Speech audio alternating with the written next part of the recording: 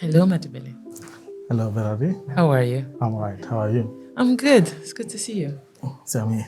Oh, perfect. Can we start by having you introduce yourself? All right. My name is Mulekwa Matebele.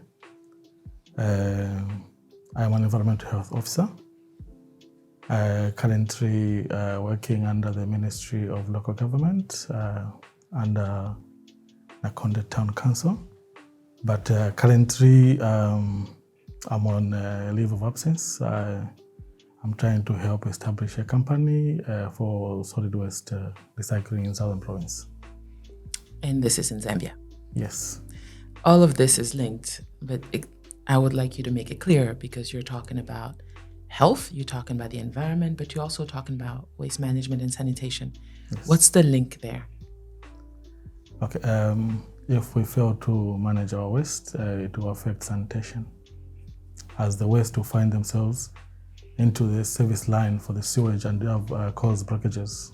Okay. Yes. So an effectively managed solid waste system promotes good sanitation. How have you seen that impact health? Already waste is an issue. We're talking of environmental issues, environmental degradation. So we are trying to establish a system that will make sure that we reclaim all plastic waste into a reusable material, so that we don't find waste disposed of. As you're aware, waste is non-biodegradable. So if we allow it roaming around our environment, it will make our environment dirty and also damage it and make it useless for use. I want to talk about how or what role you play in managing fecal sludge. Or as a ministry, is that something that is part of what you're trying to do, especially as you come at it from a health perspective? Why is that? Okay.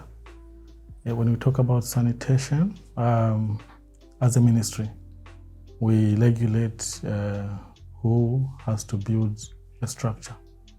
For example, when you are developing, you make an application to the council. We scrutinize, and the laws that we have indicate that you should have a toilet. So when you're scrutinizing those building plans, we check for sanitation issues. Okay. How are you going to manage your fecal matter? Where are you going to dispose of that fecal matter? So we check for those because they're provided for and they're requirement by law. So we have two types of sanitation systems. There is on-site sanitation. This involves pit latrines, septic tank, and soakaway. Then we have off-site sanitation. This involves the service line itself. Okay. But in so many areas, we don't have adequate service lines. But we have quite a number of on-site sanitation.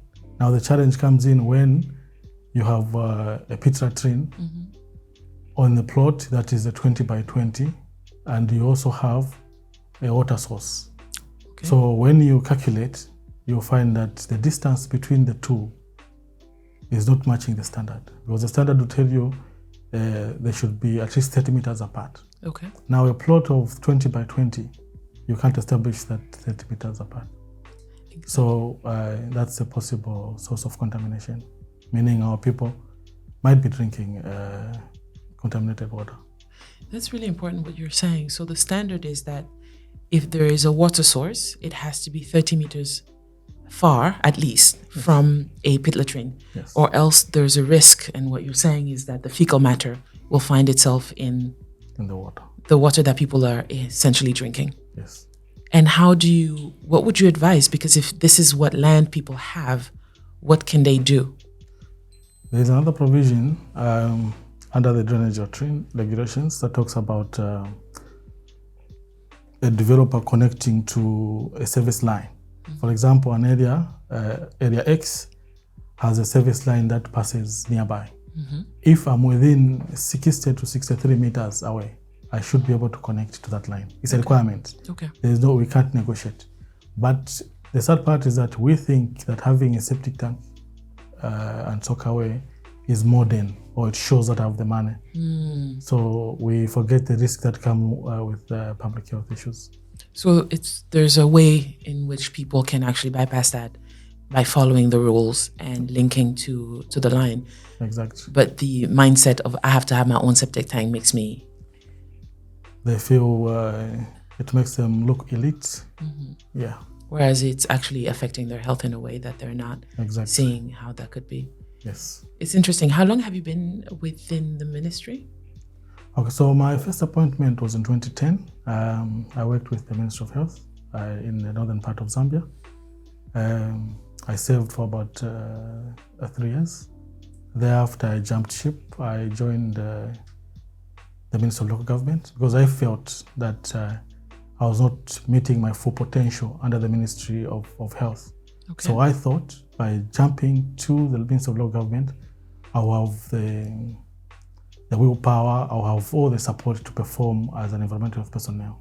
Okay. Yeah, because we had so many challenges that we were facing under the Ministry of Health that I couldn't really fulfill my potential. So I jumped ship. Of course, in the Ministry of Local Government, environmental health is very interesting because you operate solemnly as the health inspector. You have all what you need. When you wake up, you know I'm doing this. When you wake up, you know I'm doing environmental health. No one will come and tell you, say, no, okay, no, today, go and do what is away from what you're supposed to do. So you like the focus, you like the impact that you're able to have. And it's interesting, something I'm hearing from you, words that you saying a lot is there are the rules, there are the standards, there's the laws, there are things that people are supposed to follow. You seem to be very mindful of the framework that allows people to have standards, and that's important to you. Next to that, we usually say that civil servants are following the rules, and it's important because you're managing a large number of people. It's a question of national health. It's a question of national safety. Have you always been the type of person that likes the structure, the rules, the standards? And is that one of the things that you bring into the ministry? You know what makes us unique as environmental health officers is that even by law, we're recognized as authorized officers. Actually, we saw an oath to protect the public. Okay. So everything that we do is enshrined in the laws. Okay. So we just can't come and make up your own activities, your own issues. So you have to follow what the law provides. So we are like, how do I put it? Like a judge. We come with a checklist. We ask you, okay, do you have this? Do you have that? Do you have that? Okay, this is what the law provides. Do this to rectify and align yourself to what the law has provided. So have you always cared about justice? Is that something that you've carried in everything that you do? Is that something that you've had young, or is that something that came with time? Yeah, so I believe in justice. I believe in planning of events. I believe in sticking to what you have planned for and achieving it. If you're having challenges, better you communicate. This takes me back to my time in high school.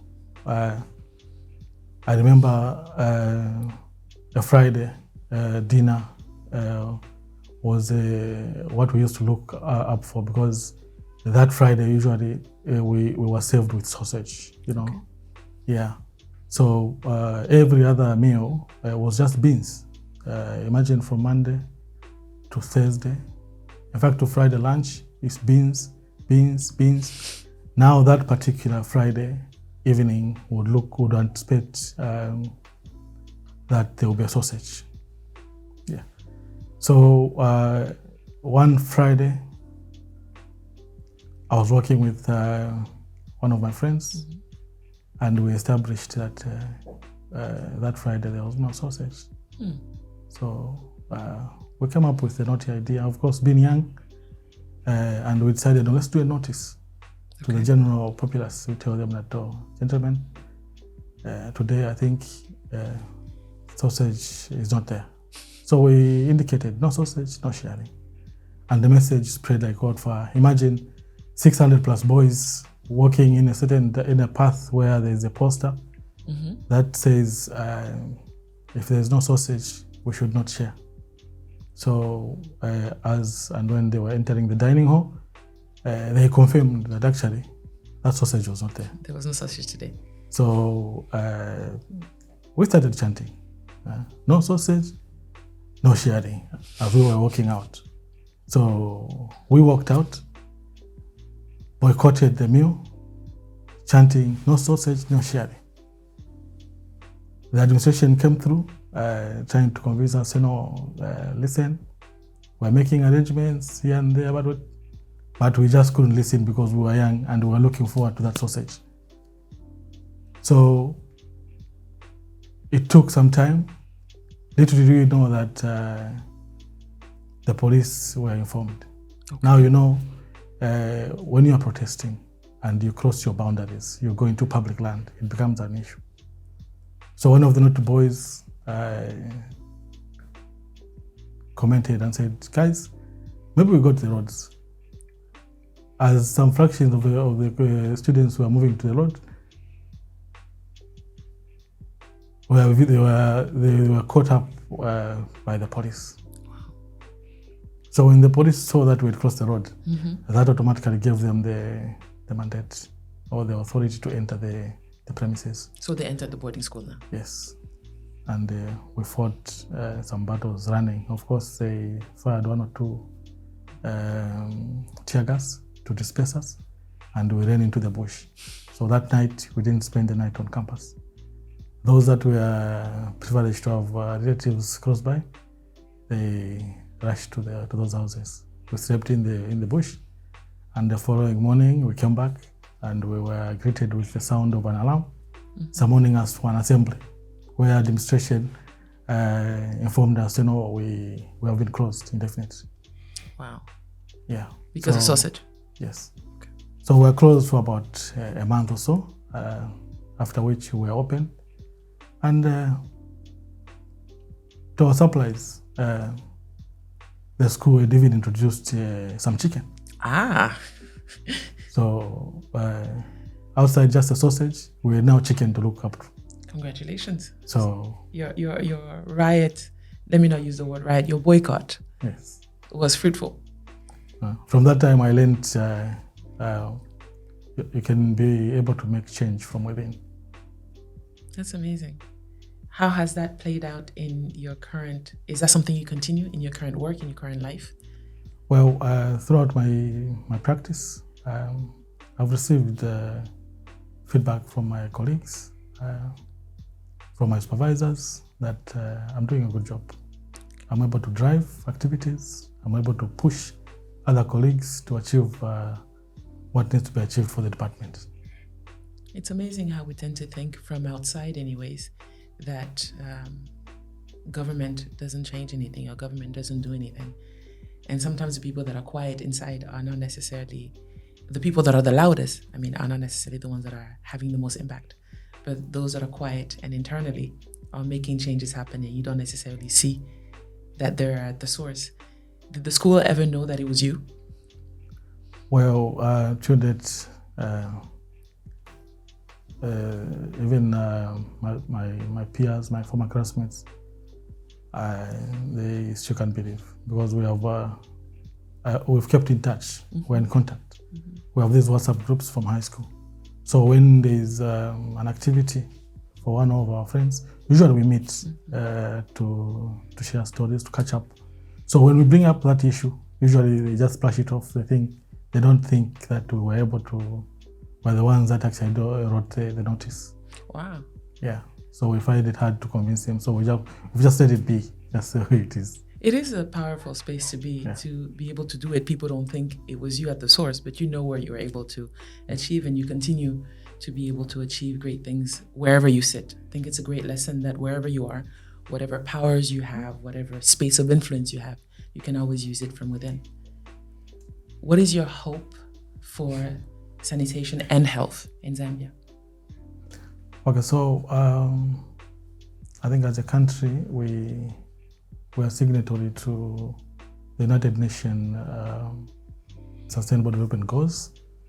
Under water and sanitation, SDG 6 it reminds us that we need to commit ourselves to providing clean and safe water, clean and proper sanitation to the people. So the good part is that the government acknowledges that. We have the 8th National Development Plan, which has categorically enshrined that sanitation is an issue that we need to look at. Going down to the people, we have the integrated development plans, district integrated development plans, some of which I've studied. They have actually come out to say sanitation is an issue in those districts, and that there is a plan, there is a way forward. How do we need to proceed? They have actually, these utilities have actually made recommendations on what type of sanitation can be provided for what area. So I think the only issue that is there is just to ensure that funds are made available for these projects. Okay. How do you personally hope to contribute to that agenda? Okay, my job is quite simple. It's just to remind those that are entrusted with the power to allocate funds. Remind the community, of course. We are privileged as Zambia that the president has actually increased the community development fund. Now this fund, you don't just apply it from the top. It starts with you as a person on the ground. So as a community, you have to agree. The challenge we have here is sanitation. Let's apply for it. Put up an application, submit to the council, and the council look at it and advise. The message is very clear. You were able to mobilize 600 plus boys to take action. Hopefully you'll be able to mobilize the entire community of Zambians individually to take action and take advantage of the resources that are available. My last question for you, I think some of it has come through in our discussion, but I'll ask it anyways. What are you in service of? Thank you for that question. I'm soft-spoken, but yet I'm a community person. I believe in protecting the interests of the public. Public health has taught me that it's cheaper to prevent disease and it's costly to control an outbreak or to treat a disease. So if we can tackle that aspect of preventing diseases, and then I think it will be a win for all, or a win for every one of us. Yeah. Thank you.